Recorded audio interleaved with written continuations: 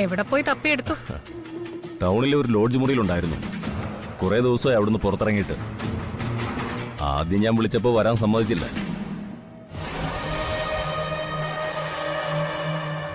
എന്താടാ, എനിക്കൊന്ന് കാണണമെന്ന് പറഞ്ഞാൽ പോലും വരാൻ മടിയായോ നിനക്ക്? ഞാൻ പറഞ്ഞത് വിശ്വസിക്കാതെ എന്നെ ഇവിടെ നാട്ടിയിറക്കിയതല്ലേ, പിന്നെ ഞാനെന്തിനു കാണണം? നേരെ നോക്കടാ. അന്നത്തെ ദേഷ്യത്തിന് ഞാൻ എന്തോ പറഞ്ഞെന്ന് വെച്ച് അത് കേട്ട ഉടനെ ഇറങ്ങി പോവാണോ വേണ്ടത്? അല്ലാതെ പിന്നെ ഞാനെന്ത് വേണമായിരുന്നു? അപമാനം സഹിച്ച് തലയും താഴ്ത്തി ഇവിടെ നിൽക്കണമായിരുന്നു. ഈ സെൽഫ് റെസ്പെക്റ്റേ അതെനിക്കുണ്ട്. പിന്നെ നിന്റെ ഒരു സെൽഫ് റെസ്പെക്ട്. എടാ, ഏട്ടത്തിയോട് സ്നേഹം ഉണ്ടായിരുന്നെങ്കിൽ ഞാൻ വഴക്ക് പറഞ്ഞാലും നീ ഇവിടെ തന്നെ നിൽക്കില്ലായിരുന്നോ? അതെ, അനിയനോട് സ്നേഹം ഉണ്ടായിരുന്നെങ്കിലേ ഞാൻ പറയുന്നത് മനസ്സിലാക്കാനെങ്കിലും എടുത്ത് ശ്രമിക്കുമായിരുന്നു. സാക്ഷി പറയാൻ കോടതിയിൽ എത്താത്ത വിധം എന്നെ പൂട്ടിയിട്ടത് രാജീവാണെന്ന് ഞാൻ ഏട്ടത്തിനോട് ആണായിട്ട് പറഞ്ഞല്ലേ, എന്നിട്ട് വിശ്വസിച്ചോ? ശരി, ഏട്ടത്തിയുടെ കയ്യിൽ നിന്ന് അങ്ങനെ ഒരു അബദ്ധം പറ്റിപ്പോയി. അതിന് ഞാൻ എന്ത് പരിഹാരം ചെയ്യണം? നിന്നോട് ക്ഷമ പറയണോ? അല്ല, എന്തിനാ നിങ്ങൾ അങ്ങോട്ടും ഇങ്ങോട്ടും ഇങ്ങനെ ക്ഷമ പറയുന്നത്? ഏട്ടത്തിയോ അനിയനോ ആവുമ്പോ ഇങ്ങനെയുള്ള വഴക്കൊക്കെ സാധാരണമല്ലേ? സ്നേഹമുള്ളിടത്ത് മാത്രമേ വഴക്കുള്ളൂ. നീ വല്ലതും കഴിച്ചായിരുന്നോ? കഴിച്ചു. വെറുതെ പറയുന്നതാ മാഡം. ഞാൻ ചെല്ലുമ്പോ അവിടെ കിടക്കുമായിരുന്നു. രാവിലെ ഓൺലൈനിൽ നിന്ന് ഓർഡർ ചെയ്ത ഫുഡ് പോലും കഴിച്ചിട്ടുണ്ടായിരുന്നില്ല. എന്താടാ ഇങ്ങനെ? നീ ഇനി എങ്ങും പോണ്ട, ഇവിടെ തന്നെ താമസിക്കാം, അല്ലെങ്കിൽ ഗസ്റ്റ് ഹൗസിൽ താമസിക്കാം. പഴയതുപോലെ ഇവിടെയും കമ്പനിയിലും എല്ലാ അധികാരങ്ങളും അവകാശങ്ങളും നിനക്കുണ്ടാവും. നീ ഇരിക്ക.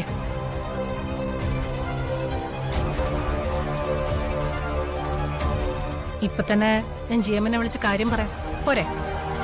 അത് മാത്രം പോരാ.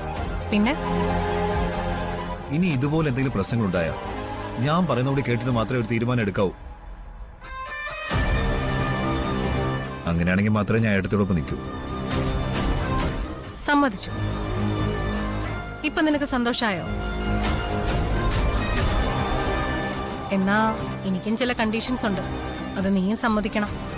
എന്ത് കണ്ടീഷൻ? അതൊക്കെ സാവധാനം പറയാം. പക്ഷെ ഞാൻ എന്ത് പറഞ്ഞാലും നീ അതൊക്കെ അനുസരിച്ചിരിക്കണം. എന്താ, സമ്മതാണോ? സമ്മതമാണ്. എന്നാ നീ പോയി കുളിച്ച് ഫ്രഷായി വാ, ഞാൻ നിനക്ക് ഭക്ഷണം എടുത്ത് വെക്കാം. നിന്റെ ഡ്രസ്സുകളൊക്കെ നിന്റെ മുറിയിൽ തന്നെ ഇരിപ്പുണ്ട്. എന്റെ തലയ്ക്ക് മുകളിൽ ഒരു വാള് പോലെയാ ഇപ്പൊ സച്ചി കൊടുത്തിരിക്കുന്ന കേസ് പോലും. അതിന്റെ കൂടെയാ ഇപ്പൊ ഇവിടെ താമസിക്കാൻ വേണ്ടി കെട്ടിക്കേറി വന്ന 2 ആ അമ്മയും മോളും. അവരുടെ കാര്യത്തിൽ എനിക്ക് ചില സംശയങ്ങളൊക്കെ ഉണ്ട്. അതിന് ഞാനെന്താ ചെയ്യണ്ടേ? നിലവിൽ അവരെന്റെ ആശ്രിതരെ പോലെ ജീവിക്കുന്നത്. ജീവിക്കാൻ ഒരു മാർഗവുമില്ലാതെ വാടക വീട്ടിൽ നിന്ന് ഉടമസ്ഥൻ ഇറക്കി വിട്ടപ്പോഴാ അവരിങ്ങോട്ട് വന്നത്. ഇത് അവര് പറഞ്ഞല്ലേ? സത്യം അതാണെന്ന് എഴുതിക്ക് ഉറപ്പുണ്ടോ? നീ അതിനെക്കുറിച്ച് അന്വേഷിക്കണം. അതാ ഞാൻ നിന്നെ ഏൽപ്പിക്കുന്ന ഉത്തരവാദിത്തം. അത് ഞാൻ ഏറ്റു. അത് മാത്രമല്ല, അവരുടെ എല്ലാ നീക്കങ്ങളും നീ വേണം ഇനി നിരീക്ഷിക്കാൻ. എന്റെ കൂടെ നിന്ന് എന്നെ ചതിക്കാനുള്ള പദ്ധതിയാണോ അവരുടേതെന്ന് അറിയണമല്ലോ. അങ്ങനെ ഏട്ടത്തിനൊപ്പം കൂടി ചതിക്കാനുള്ള പദ്ധതിയായിട്ടാണ് ആ അമ്മയും മോളും കൊണ്ട് വന്നിട്ടുള്ളെങ്കിൽ അതിന്റെ ഫലം അവരനുഭവിക്കും. രണ്ടിന്റെയും മനസ്സിലിരിപ്പ് ഏട്ടത്തിക്ക് ഞാൻ തെളിയിച്ചേരാം. പിന്നെ ഒരാൾ കൂടിയുണ്ട്, ഒരു സുഗതൻ മേനോൻ. അമ്മാവന്റെ കേസ് ഇപ്പൊ കോടതിയിൽ കുത്തിപ്പൊക്കിക്കൊണ്ട് വന്നത് അയാളാ. പക്ഷെ അയാൾ ആരാണെന്ന് ആർക്കും അറിയില്ല. കാഞ്ചനയ്ക്കും അമ്മായിക്കും പോലും അയാളെ അറിയില്ലെന്നാ പറയുന്നേ. അത് കള്ളം. ആ സ്ത്രീയുടെ ഭർത്താവിന്റെ കേസ് ഏറ്റെടുത്ത് കോടതിയിൽ കൊണ്ടുവന്ന ആളെ അവർക്ക് അറിയില്ലെന്ന് പറഞ്ഞ അതിനേക്കാൾ വലിയ കള്ളം വേറെ ഇല്ല. ആ തള്ളയുടെയും മോളുടെയും സഹായം ഇല്ലാതെ അയാൾക്ക് എങ്ങനെ ആ കേസ് നടത്താൻ പറ്റും? എന്റെ മനസ്സിൽ ആ ഒരു സംശയമുണ്ട്. പക്ഷെ ആരുടെ മുന്നിലും ഈ സുഗതൻ മേനോൻ ഇതുവരെ പ്രത്യക്ഷപ്പെട്ടിട്ടില്ല. കോടതിയിൽ അയാൾക്ക് വന്നല്ലേ പറ്റൂ. പക്ഷെ അതുവരെ നമുക്ക് കാത്തിരിക്കാൻ പറ്റുമോ? സമയവും ഇല്ല. അനിയനെന്ന് പറഞ്ഞാൽ സ്വന്തം ബ്രദറോ അതോ? അല്ല, ബ്രദർ എന്ന് പറഞ്ഞാൽ ഹസ്ബൻഡിന്റെ അനിയൻ. ഓ, അത് ശരി. കാഞ്ചന അമ്മയും ഏട്ടത്തിന് അകന്ന ബന്ധുക്കളാണല്ലേ? അതെ. പക്ഷേ കാഞ്ചനയുടെ അച്ഛൻ അനിരുദ്ധൻ സാർ മാഡത്തിന്റെ വലങ്കയ്യായിരുന്നു. നിങ്ങളെന്താ ഇങ്ങോട്ട് താമസം മാറി? മാറേണ്ട ഒരു സാഹചര്യം ഉണ്ടായി, അതുകൊണ്ട് മാറി. ഇവിടെയാകുമ്പോ പ്രത്യേകിച്ച് ബുദ്ധിമുട്ടുകളൊന്നും ഇല്ലല്ലോ അല്ലേ? ഞങ്ങൾക്കൊരു ബുദ്ധിമുട്ടുമില്ല. മറ്റാർക്കെങ്കിലും എന്തെങ്കിലും ബുദ്ധിമുട്ടുണ്ടോന്ന് ഞങ്ങൾക്ക് അറിയൂല. അതെ അതെ, മാഡത്തിന് ഇവര് വന്നത് വളരെയേറെ സന്തോഷമാണ്. അത് സന്ദീപ് സാറിനോട് പറഞ്ഞല്ലോ. അതെ, ഏട്ടത്തിനോടെല്ലാം പറഞ്ഞു.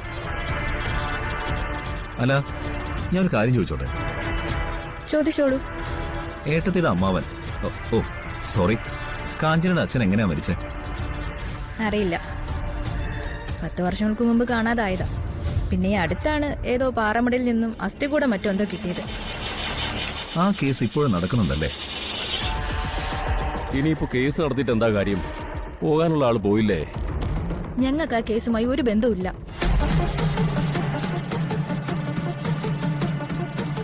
ചോദ്യങ്ങൾ കഴിഞ്ഞെങ്കിലേ ഞാനൊന്ന് അകത്തോട്ട് വെക്കോട്ടെ. എനിക്ക് കുറച്ച് ജോലി ഉണ്ടായിരുന്നു.